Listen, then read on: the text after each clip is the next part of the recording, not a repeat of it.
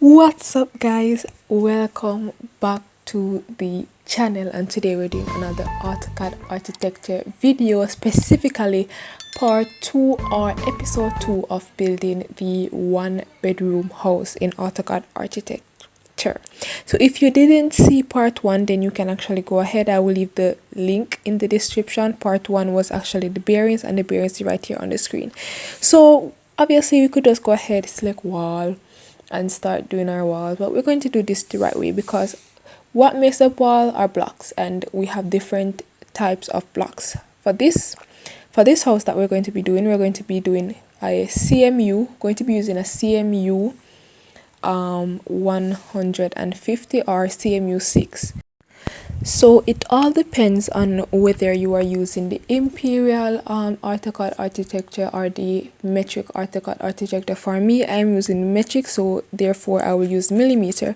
CMU basically means concrete masonry unit, and the number at the end, 150 or 6 or any other number, just tells you the thickness of the block or the thickness of the unit that you will get. For this, the thickness is 150 millimeter.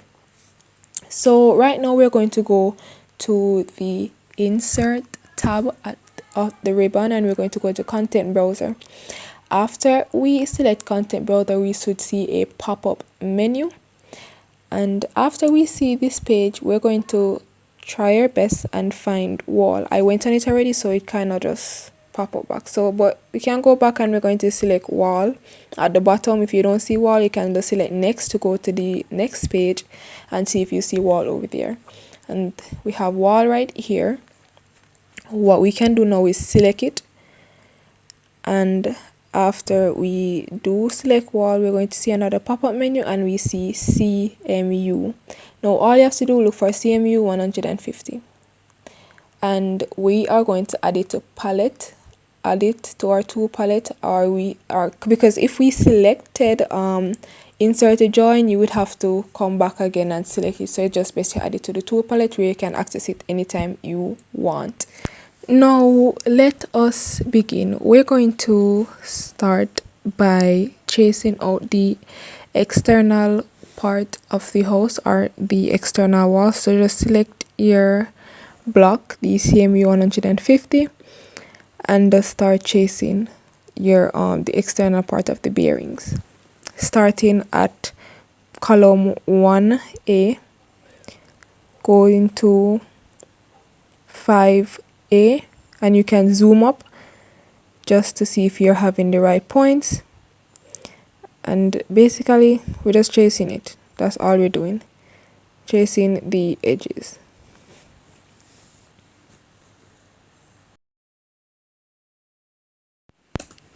Now this is the external part of the house. This is the external wall. This is the shape layout of the house in the form of a rectangle. So basically our house is a rectangle. Now what we're going to do, we're going to begin with the bathroom. We're going to begin with the bathroom. What you can do to ensure that you are having the right measurements, if you're not easily confused, you can select line, and you can go over the measurements again. But if you are a pro and you're not easily confused, then you can just use the intersection of the bearings to just mark where the wall should be, where the wall should begin and the wall should stop. I'm showing you an example here with the line method. For example, we know the measurement of our bathroom, so we can just go up with the correct horizontal measurement, which is 1524. But you can see that 1524 line kind of passed the bearings a little bit. That's because of the extra 150, because we did not start that line exactly where we start the wall. We did not put in the thickness of the wall in that line. So we're going to select line again and start it properly, where the wall is exactly, as you can see, and we're going to go back up 1524 and see if our measurement is correct. And you can see it hit the grid line are the column lines right there. So what you can do is just do your intersections, use the intersections, or if you get confused easily, just do the line method.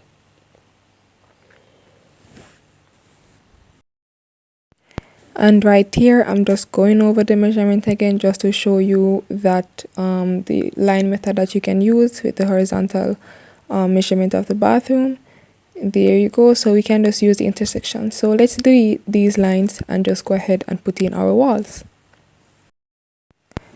Over the tool palette, select CMU 150, and we're going to go to the start point of the bathroom, to the intersection, and going down. Again, if you don't know the measurements, when you select your wall and you join your lines, your wall, sorry, you just have to put in the measurement of the wall just to ensure that it is at the correct place. So that is our bathroom.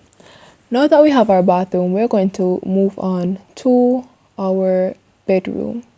Okay. After selecting wall, we are going to begin our wall at the end point of the bathroom wall. So we're going to select the end point of the bathroom wall, and we're going to be going upwards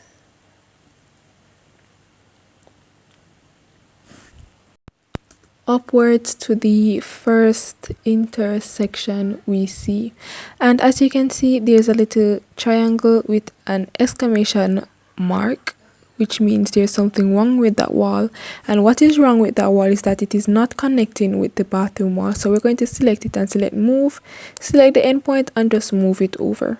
And there it is. You can see that the triangle is gone, which means the wall is correct now. So we're going to select wall again and go across to the next intersection. If you don't know which intersection, you just put in the measurement.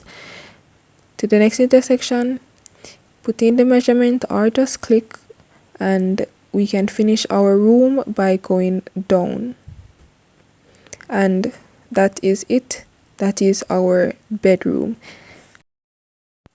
And yes, I must admit the bedroom looks a little bit large, and that is because I actually use the standard measurement for a master bedroom. I mean, even though this is a one bedroom house, it doesn't mean that we don't need comfort. I also use the standard measurement for a master bathroom. Now, we can carry on with our different rooms in the house. The next room that we are going to be putting in is our kitchen. Our kitchen is in the top left corner of the house. So what you can do is select wall, and our kitchen is 3048 by 3048. So it is a square. It has the same measuring continuing throughout the kitchen. So we go down 3048 and basically go across 3048, and that's basically our kitchen. Right now, we have most of our rooms. We have our kitchen, we have our bathroom, we have our bedroom. What we need right now is our living room and our dining area and our porch, or our, just call it our porch, our car porch. And we need to do something with this space. So right now, what I am going to do, I'm going to extend this wall, if it can be extended. It cannot be extended, so in that case I'm going to have to just draw a wall from here.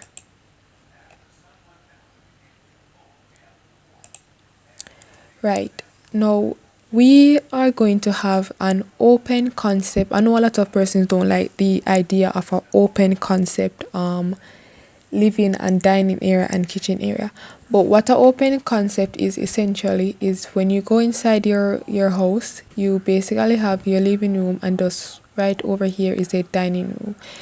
I really like this open concept. I don't know why, but I love this open concept. A lot of persons don't like it, but we're going to keep it as open concept. If you don't want open concept, however, you could like draw a line right here, or not line, wall, sorry, could have a wall right here just to like, you know, notify or like to represent the separation between the dining and the living area. Now for right here, what I'm going to do, I'm going to select this line. Why do I keep saying line? Sorry, wall, and I'm going to copy it. I'm going to copy it and I'm going to go up 1524 millimeters. Now this, why do I have this here? This line would represent our walk-in closet.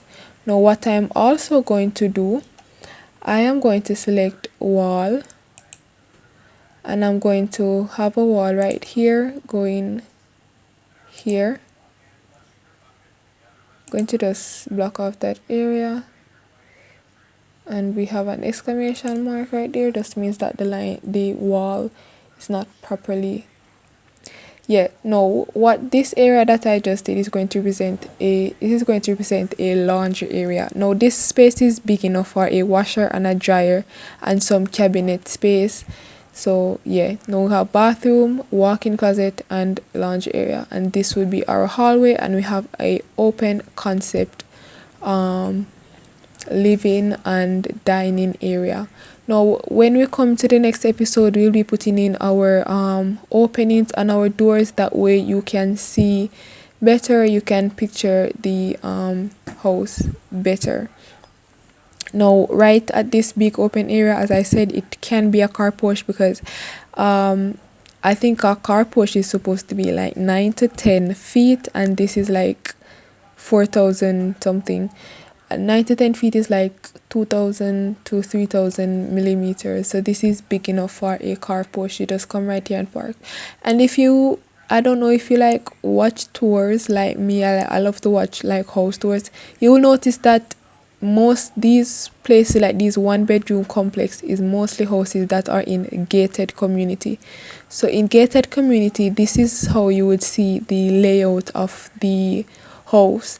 Most gated communities have a open concept living and dining as well as kitchen. But for the kitchen, we're going to put an opening right here. But for the next episode, we're going to be putting in our doors and our openings, so you can have a better picture of all of this. So guys, please like, please share, please subscribe, please comment down below. Now for the fun part, what I'm going to do now, I'm going to generate this in 3D. So I'm going to go over here at the compass, and in this little corner, this is the bottom left corner where we have this small square. We're going to click it. Alright, and as you can see, this is how the walls look in 3D, and it looks like this because of the wall that we use.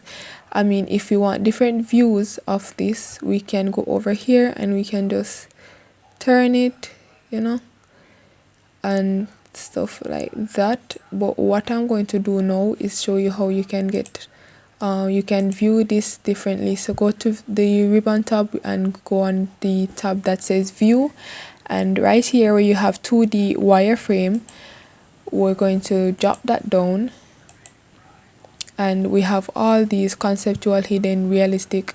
So let's go on conceptual. You know, you have a totally different view of the house. You can see the walls, the solid walls. Let's go on hidden. See, okay, voila. Ha. It's beautiful. And you can go on realistic and just like see which one we like better. Realistic is just plain, I don't like it, just daddy. So shaded, I'm just going to go through all of them and show you how they all look.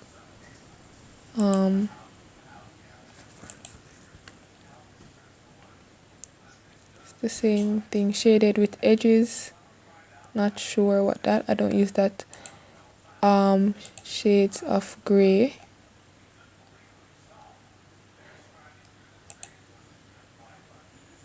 sketchy. And this looks like a sketch, obviously. And what next do we have? We also have sketchy reel. This sketchy reel, no. And we have wireframe, which is the same thing as the first one. And we have x-ray. This is, as the name suggests, x-ray, you can basically see through it. So if you should put in like your furniture and stuff, you can actually see through the walls.